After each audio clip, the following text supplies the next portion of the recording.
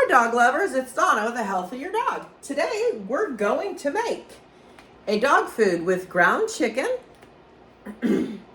broccoli, Brussels sprouts, and yellow squash. So I love this chicken. I just found it a few weeks ago. It's called Force of Nature, ground chicken, ancestral blend. So it says ground chicken meat, liver, heart, skin, and gizzard. Heirloom, slow growth. And the chickens are free range and no hormones, no antibiotics. So super healthy. And all my veggies are organic and my coconut oil is also organic. So I put about a tablespoon of coconut oil in the pan. I'm gonna put the pan on medium. And cook it all together. We'll probably put the yellow squash in last so it gets cooked more gently.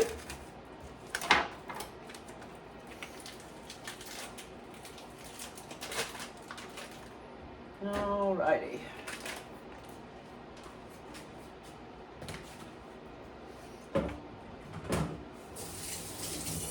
So use the best ingredients that you can. Sorry, I'm washing my hands.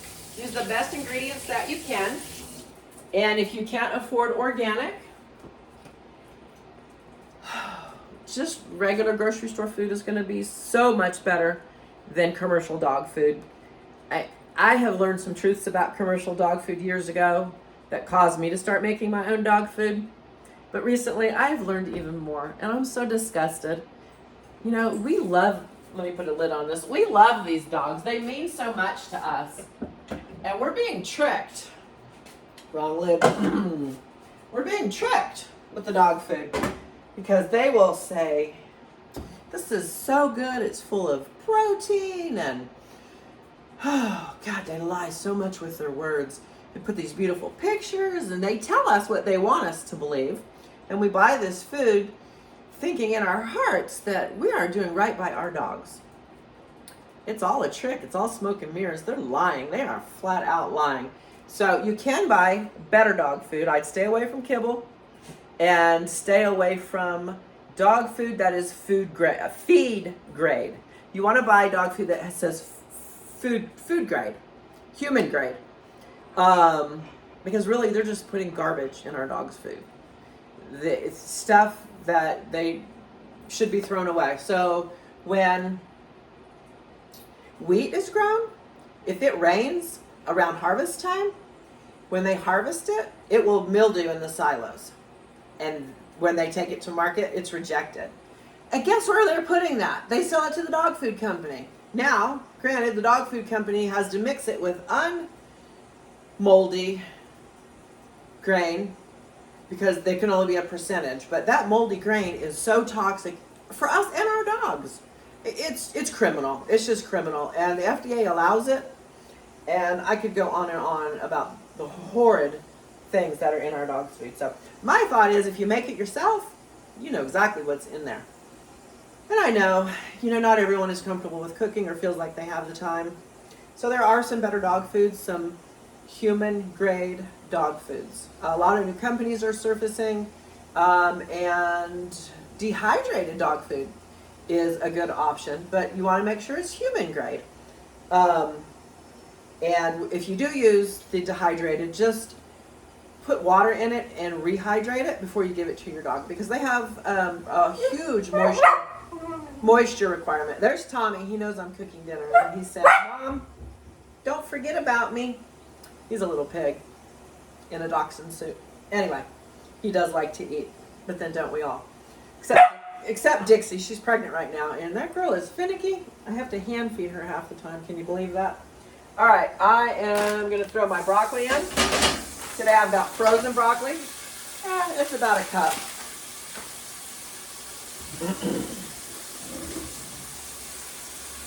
So I had this in the freezer, but I took it out last night. I should have left it on the counter for just a short time, but I didn't. And it's just slightly frozen.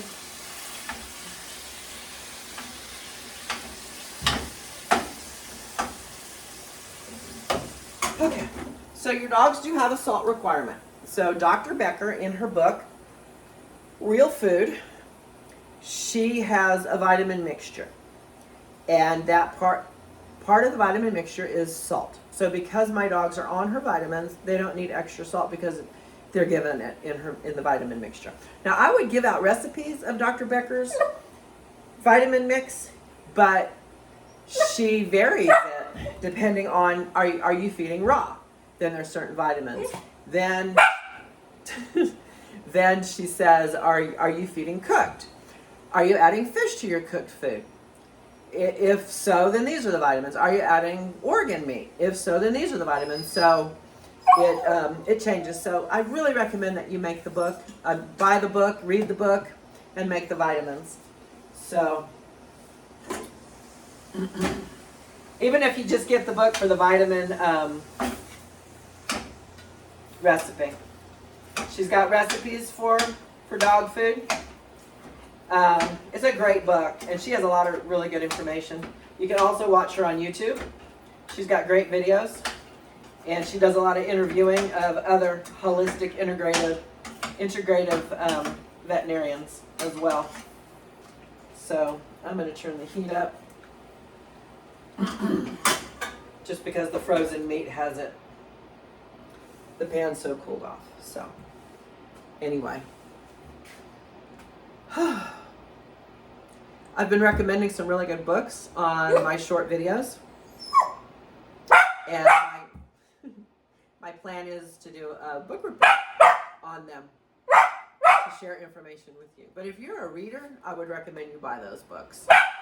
So, what are you doing? Maybe a piece of squash will help them to be quiet. So I harvested food out of my garden yesterday for pretty much the first time. I did a short video on that. And I got the yellow squash out of it, and some tomatoes, and cilantro, and lettuce, and jalapenos. So I also have a video on my garden which tells you all the different things that I'm growing. And we have a big surprise coming up that I'll reveal probably in a few weeks. I'm going to wait till we get it to a certain readiness before I reveal it. But I'm super excited to share that with you. So let's see. So this will feed my two 14-pound dogs for probably 4 meals. Right now I'm feeding my dogs 3 times a day, which is a little much.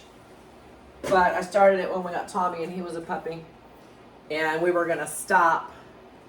But then we thought Dixie was pregnant, and actually she was having a false pregnancy. I knew that was a thing.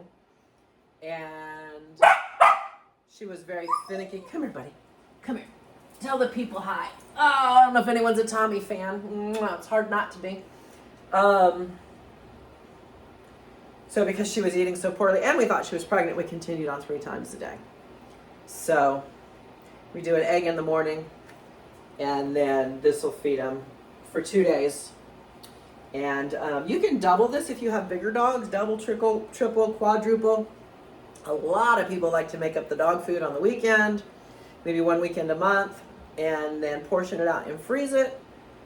And I just cook all the time, and it's no big deal for me to throw them some food together. So when I'm done with this and it's slightly cooled, I'm going to put it in the food processor and puree it. That helps them to digest it better. Now, I don't always do that, but I think it's the better way to go. Well, he certainly quieted down, didn't he? Maybe it wasn't just that he was hungry. Maybe he just needed some love. So let's see. How's that look, Tommy? Does that look good? So it's looking good. I'm going to throw the rest of the vegetables in. Weird thing, my dogs love raw Brussels sprouts. That just shocks me, but they do. They do. I could use that as a treat. Of course, Tommy will eat about anything, and Dixie is a little more finicky. When she was younger, she wasn't. But this is looking really good. It's probably got about 5 more minutes. I'm going to cover it up, let the veggies soften. I'll let it cool slightly and put it in the food processor. a good way to cool your food down. Get a bowl of ice and sit your bowl of food in there. And sometimes I stick it in the freezer, but you need to be careful about sticking hot food in your freezer because you're going to bring the temperature of your freezer down. So sometimes, I'll make sure it's just around vegetables or whatever. Sometimes I do the ice bowl first, and then I stick it in the freezer just to cool it down real fast, real good. So I learned that from the health department. Not the freezer part, but the ice bowl part. So anyway, thanks for watching. Please subscribe, like, share this video with people that you know so we can encourage people to know the truth and to take better care of their dogs. So long live our healthy dogs. See you next time.